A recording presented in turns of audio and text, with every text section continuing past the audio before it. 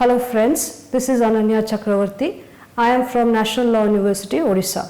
Under UGC EPG Pathshala, I will be discussing paper Social Legislations and Crime, and the module will be the SC and ST Prevention of Atrocities Act. So we start with the introduction. India is a country where a large number of people are found to be illiterate, ignorant, poor, backward, and adding to this, it is also known for social stratification that exists because of caste system. Almost 1/6 of the Indians' population live in a society where they are shunned because they are known as untouchables or Dalits, which literally means broken people occupying the lowest status in India's caste system. Untouchability is a direct product of caste system. The untouchables suffer from both socio-political disabilities enforced by the people of higher castes. To ensure their all-round development and to protect them from all form of exploitations and atrocities, a number of safeguards have been provided under the Constitution of India. Many laws were enacted with the purpose of ameliorating their life with the purpose of eradicating such practices. These laws include Untouchability Offences Act 1955, amended and renamed to the Protection of Civil Rights Act 1955 in 1976, and the Scheduled Caste and Scheduled Tribes Prevention of Atrocities Act 1989, which went through changes made by the Scheduled Caste and Scheduled Tribes Prevention of Atrocities Amendment Act 2015. In addition to these laws, there has been significant contribution of the judiciary in enriching the jurisprudence related to the laws on preventing discrimination on the SCs and STs. While speaking about Swaraj, M.K. Gandhi had said that there can be no Swaraj without the removal of the curse of untouchability from our midst. Even Dr. B.R. Ambedkar, while speaking for Bahishkrita Hitakarini Sabha in 1928, cited drew attention to atrocities meted out on Dalits while making his submissions before the Indian Statutory Commission. The atrocities on the Dalits did not much even change in the post-independence era. Some constitutional safeguards, the Constituent Assembly found that a large number of people suffered from socio-economic educational backwardness.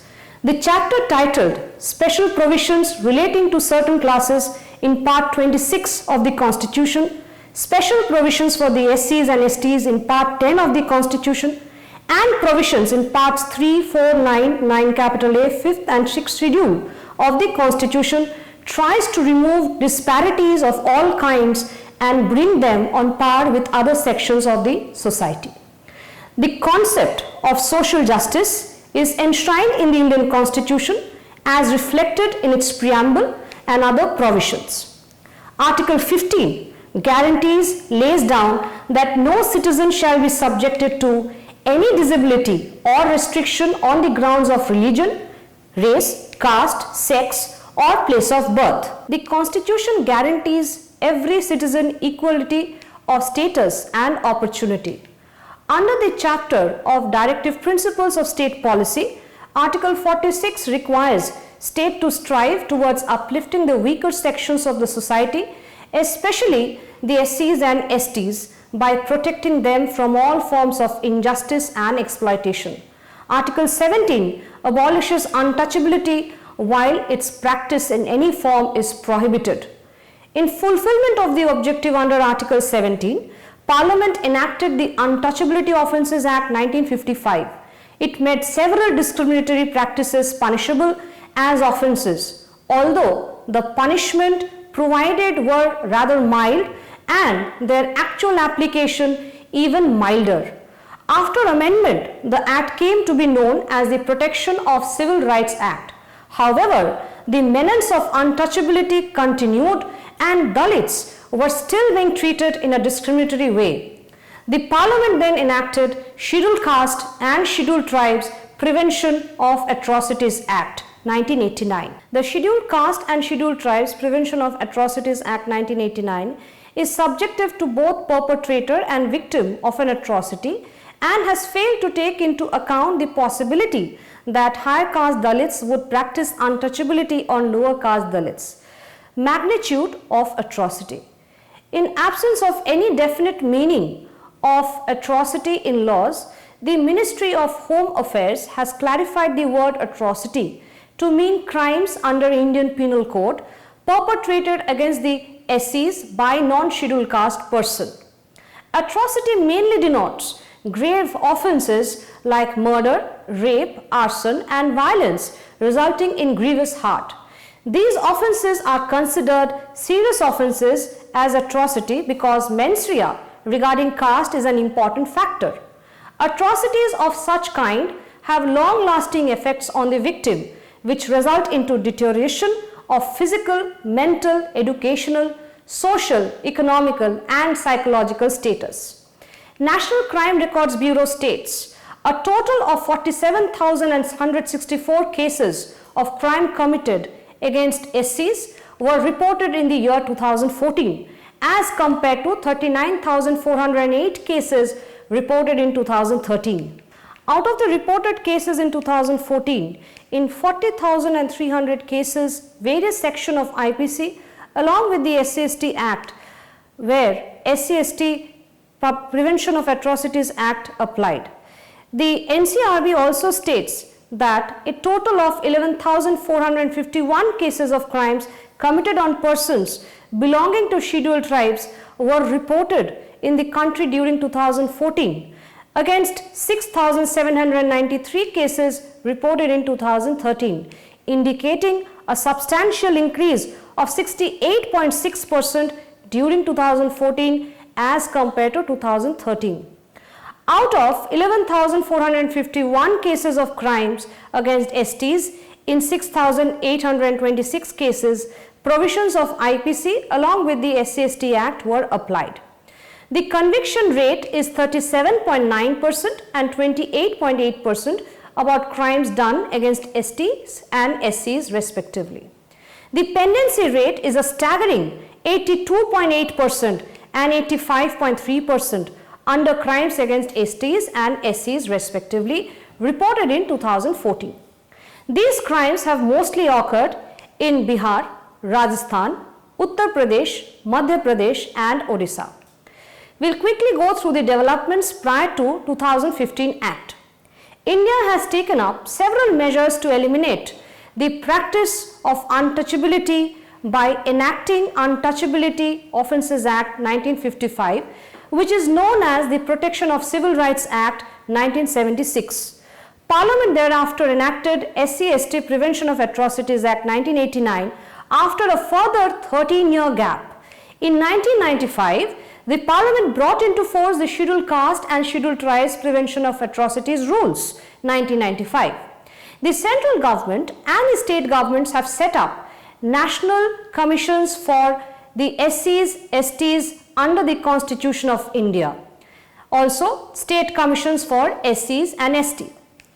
We'll now go through certain salient features of Prevention of Atrocities Act 1989. While establishing the significance of this act, the Supreme Court of India in state of Madhya Pradesh and another versus Ram Krishna Balotia and another 1995 had observed that the atrocities are meted out to the scheduled caste and scheduled tribes principally to keep them in a state of servitude, which makes them a special class of offences when compared to the crimes under IPC. The National Human Rights Commission has stated that the objective of the 1989 Act clearly emphasized the intention of the Indian state to deliver justice to SC and ST communities through affirmative action in order to enable them to live with dignity and self-esteem and without fear, violence, fraud or suppression from the dominant castes. The Government of India has explained the word atrocity to include offences as defined under IPC when committed against SCs and STs by non-SCs and non-STs. Dr. Newell classifies Indian criminal legislation in three models like number 1, provisions found in Constitution, number 2, mild crime model And number 3, hard crime model. Dr. Newell further explains that the 1989 Act is based on hard crime model with a view to prevent atrocities on scheduled castes. The Prevention of Atrocities Act 1989 has the following features, like it created new types of offences which do not find mention in IPC and Protection of Civil Rights Act 1955, relied on caste identification of both offender and victim. Special courts have powers to try offences and the trials can be conducted by appointing special public prosecutors. It also includes measures like banishing potential offenders from SC and ST areas, attaching properties owned by individuals accused under the Act, prohibits potential accused from being granted anticipatory bail, and places restrictive measures from being granted probation to any convict, higher penalty for the offences punishable with imprisonment for a term of 10 years or more under IPC, reflecting the deterrent aspect of the Act. Presumption against the accused if found to have given financial help. Public servants were made liable to higher minimum punishments, compensation to the victims and their legal heirs. The compensation under the Act was in addition to the relief made available to the victim under Rule 12 and 15, Annexure 1 of Scheduled Caste and Scheduled Tribes Prevention of Atrocities Rules 1995. Preventive mechanisms like preparing model contingency plan, identifying atrocity-prone areas, cancellation of arms licenses, giving arms licenses to SCs, STs for self-defense, organizing awareness camps to educate SCs, STs about their rights. In spite of all the right intention, the Act was unable to address the atrocities done against the SCs and STs. The reasons for underreporting can be listed as follows. Victims are usually weak to lodge complaint against dominant caste, rich offenders. Police officers also failing to register cases because caste biasness and corruption. Police officers working under pressure to keep reported crimes rates low within their jurisdiction. Police officers deliberately conducting investigations in slow pace, which eventually leads to low rate of conviction. SCs, STs not being adequately aware of the provisions of the law. Judicial contribution. In Jai Singh and another versus Union of India and others, 1993, a full bench Rajasthan High Court considered if Prevention of Atrocities Act 1989 is ultra vires of the Constitution of India. It went on to say that the present Act is a legislation falling within the purview of Article 17 of the Constitution. The Apex Court in State of MP and another versus Ram Kishan Balotia in 1995 reversed the decision rendered by the High Court of Madhya Pradesh and upheld Section 18 as constitutionally valid. It also held that Section 18 was in conformity of the standards under Article 14 and 21 since the Act provides for a distinct class of offences. It then went on to explain about how the offences constitute a separate class which are done with the motive to vilify SCs and STs in the society, humiliate and subjugate them till they give in to the living life in a state of servitude.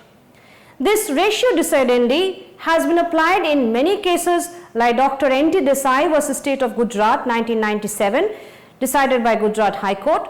Also in Prem Shamir versus State of Kerala as decided in November 2010, the court, while refusing to grant anticipatory bail, subscribed to the Ram Kishan case and said that the court is to determine if prima facie the elements of the offence is made out against the accused. In Mukesh Kumar Saini and others versus State Delhi Administration 2001, the court held that offence under Section 3 subsection 1 clause 10 comprises of the following ingredients. Number A, there must be intention to humiliate, and secondly, and such humiliation must have been done in public view. Thus, it is abundantly clear that mens rea is an essential ingredient to constitute the offence. It also follows that the accused must have had the knowledge that victim is an SC or ST.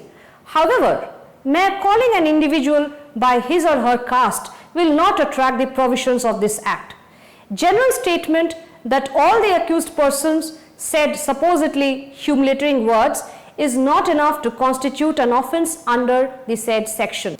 In Sajjan Kumar versus the State and Another, 2006, the court held that the provisions of section 438 of the code are applicable and granted anticipatory bail to the petitioners therein. The court interpreted the phrase public view in section 3 to mean the presence of public persons, even if small in number. Such persons must be free from bias towards any of the parties. Some developments prior to amending the Prevention of Atrocities Act 1989. The Council for Social Justice, through its study of 400 judgments under the POA 1989, found that careless police investigation coupled with unfriendly role played by the public prosecutors as one of the prime reasons for acquittal in cases under the Act. To strengthen the Act, in 2014, the government came up with the Scheduled Caste and Scheduled Tribes Prevention of Atrocities Amendment Ordinance 2014. The objective of the amendments in the POA 1989 made by the ordinance was to deliver greater justice to members of SC and ST communities and an enhanced deterrent to the offenders. The Scheduled Caste and Scheduled Tribes Prevention of Atrocities Amendment Act 2015 is in force with effect from January 26, 2016. On 14th April 2016, the Scheduled Caste and the Scheduled Tribes Prevention of Atrocities Amendment Rules 2016 was notified. Now we'll go through the salient features of the Prevention of Atrocities Act 2015. The Scheduled Caste and the Scheduled Tribes Prevention of Atrocities Amendment Act 2015 has amended the POA 1989 in many ways with the object of speeding of justice delivery mechanism, ease up and expedite victims' access to relief from atrocities, ensuring special sensitivity in cases of offences against women. The 2015 Amendment Act has retained the provisions of POA 1989 while bringing in some significant changes in matters of introducing new definitions, expanding the list of offences of atrocities, provisions related to punishment, also restructured the administrative layout, and introducing a new chapter related to victims and witnesses' rights. The salient features of POA 2015 are discussed as below. Definitions. The POA 2015 has defined many new terms in section 2. It defines terms like dependent, economic boycott and social boycott, a victim, a witness. The term dependent would mean the family members like spouse, children, parents, siblings of the victim dependent on the victim. Economic boycott means refusal to deal with SCs or STs in matters of hiring or business, denying opportunities like access to services or contractual opportunities, even refusing to conduct as is commonly done in the ordinary course of business, abstain from professional or business relations also. Social boycott means refusing a SC/ST member to render or accept from them customary services, even abstaining from societal dealings which is usually maintained with others and isolate them from others. The term victim includes immediate victims, relatives, legal guardian and legal heirs. The victim could be a SC or ST. The term witness has been defined under as any person who is acquainted with the facts and circumstances or is in possession of any information or has knowledge necessary for the purpose of investigation, inquiry or trial of any crime involving an offence under the Act, and who is or may be required to give information or make a statement or produce any document during investigation, inquiry or trial of such case, and includes a victim of such offence. Certain offences of atrocities. It lists out the different kinds of atrocities. The perpetrator of the atrocity must not be a member of the SC or ST community. The atrocities touch upon their land rights, human dignity, etc. The atrocities can be done forcefully, intentionally, or even wrongfully.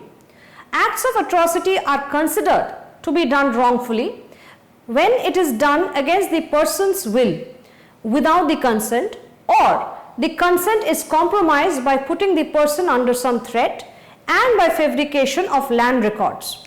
Forcing a member of SC/ST community to drink or eat substances which are inedible or obnoxious is an atrocity under the Act.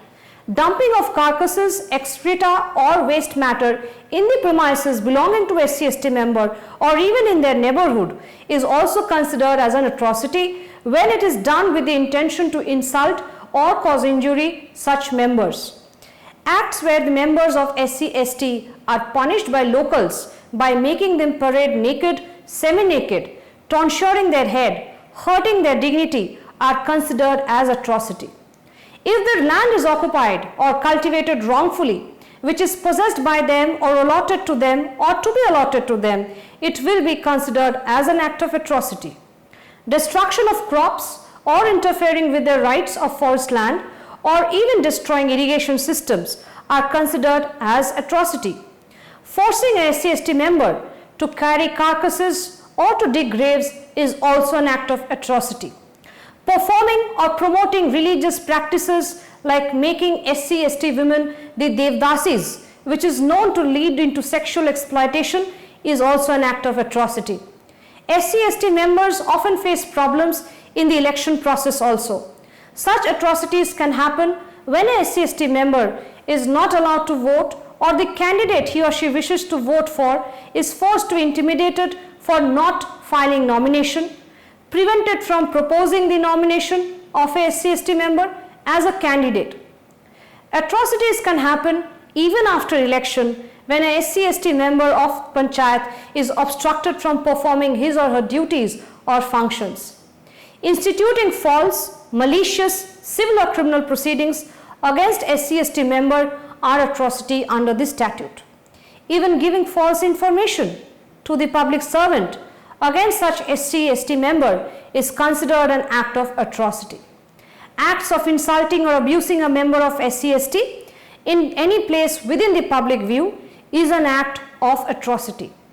Objects like photographs, portraits, which are held in very high regard by the SC/ST community must not be destroyed, damaged or defiled either by words spoken or written or any other manner which shows ill will against such people. Sexual natured offences against women belonging to SC/ST community, knowing that she is so, is considered an act of atrocity. Such act can include touching, which is of sexual nature, including words, gestures and other means. Consent under this provision is drafted in a manner that is in consonance with the Indian Penal Code 1860 and the Indian Evidence Act 1872. Polluting water sourced from reservoir or springs ordinarily used by SC/ST members is also an act of atrocity. Denying a SC/ST member in exercise of a customary right of passage to any place of public resort is atrocity. Obstruction of SCs/STs from accessing public places like parks, rivers, burial grounds, bathing ghats, roads, etc., or from using bicycles, footwear, from celebrating marriages like taking out processions, or from entering places of worship, from educational institutions, hospitals, etc., or from practicing, carrying occupation or trade is considered as an act of atrocity under the Act. Allegations of witchcraft or calling a member of SC/ST are also atrocity under the Act. Threats of imposing boycott, whether social or economic, to a SC or ST member or family or group is a punishable act which carries punishment of minimum 6 months to maximum 5 years with a fine. An individual acting in violation of the order passed against him under Section 10 can face imprisonment term of the maximum 1 year with fine. Public servants under Prevention of Atrocities Act 2015. A negligent public servant can face punishment for minimum 6 months and maximum 1 year. Public servants under the Act have a list of duties which basically guarantees transparency for the sake of the informant. It includes measures like reading out the information orally after it is written down and before the informant signs. There is a legal duty to register a FIR while applying the relevant provisions of this Act. The informant should be provided with a copy of the information. The Act provides a time frame of 2 months within which the special court or the exclusive special court must conduct investigation and file charge. The public servants shall be booked only on the recommendation of an administrative inquiry. The amended Section 8 of the Principal Act requires the accused to give monetary assistance to the perpetrator for committing the offences under the statute. Under the newly Section 8 Clause C, the court will presume the accused having knowledge of the identity of the victim if he or she possesses personal knowledge of the victim unless proved contrary. The special court can, based on reports, to remove any individual who is likely to perpetrate a crime in the scheduled areas or tribal areas for a period of not exceeding 3 years. The administrative structure under 2015 Act has 2 kinds of courts, that is special court and exclusive special court. Session court can function as special court in special circumstances. The newly substituted Section 14 aims for speedy disposal of cases under the statute by a time-bound procedure. The state government has the power to establish exclusive special courts in districts which are authorized to take cognizance of the offences directly. The proceedings in these courts are to be held on day-to-day basis till all the witnesses have been examined. The Act has set the objective of completing the trials within 2 months from the date of charge sheet filing. Under Section 14A, barring interlocutory orders, appeals to all judgments, sentences and orders from the special courts will lie before the High Courts. High Court is empowered to hear appeals even on order granting or refusing bail under Section 378 Clause 3 of the CRPC. Appeals can be made within 90 days but not after 180 days. The statute requires the appeals to be disposed within 3 months of the admission of the appeal. The state governments have to appoint special public prosecutor and exclusive special public prosecutor. Rights of the victims and witnesses under the Act. Section 15 capital A entrusts state with the responsibility to take measures to protect the victims and witnesses from intimidation or coercion of any kind. Officials must consider any special needs a victim or others might have because of factors like gender, age and economically weaker condition, etc. Victims have the right to be notified about court proceedings, including bail proceedings. Victims can also summon parties by applying to special court to produce documents or for the purpose of examining the persons. Victims have the right to be heard at the proceedings. Section 15 capital A emphasizes on victim protection and welfare and witness protection. The courts must provide victims' dependents complete protection, travelling and maintenance expenses, rehabilitation and relocation to secure to the ends of justice. The protection measures have to be periodically reviewed by the concerned courts and appropriate orders have to be passed.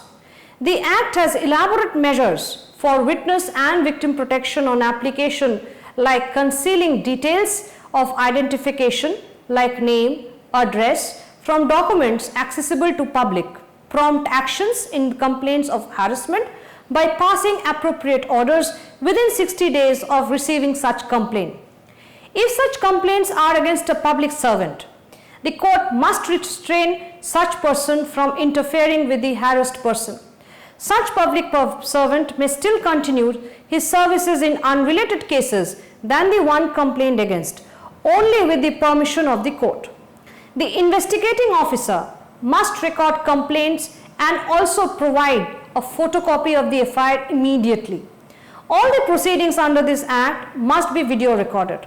The state governments are duly bound to come up with schemes to fulfill the duties listed under Section 15 capital A Clause 11. The duties include providing FIR copies free of cost, relief in cash or kind to victims and others, protection to victims and others, relief in situation of damage caused to property or person, make arrangements for food, medicine, transport and daily allowances, maintenance for victims, protection for harassment or intimidation, safeguards during medical examinations, disclose information to organizations regarding relief amounts, provide legal aid. The victims have a right to take aid from NGOs and others. Certain miscellaneous provisions. Under the POA 2015, the miscellaneous powers still remain the same. State government will have power to impose collective fine.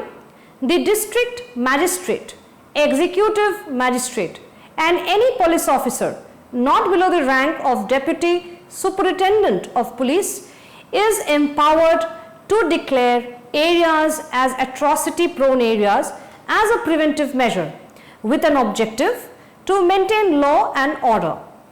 This legislation will prevail over every other law in force or any custom or usage or any instrument having effect by virtue of any legislation. Now, speaking about the POA rules, the Department of Social Justice and Empowerment has listed the amendments in the POA rules. The rules have prescribed relief for the new forms of atrocities and have delinked relief amount with any kind of medical examination for offences in the nature of sexual harassment. It provides relief for offences like gang rape and rape. Relief amount has been increased to the limit of rupees 8,25,000, which is a raise of 10% subject to the nature of the offence committed. Now, coming to the conclusion, the responsibility of making the law a success is shared by citizens, administrative officials and the judiciary as well. The said law upholds the constitutional values that every human being has an inherent right to be treated with dignity and should never be a victim of any form of discrimination by reason of caste identity. Thank you.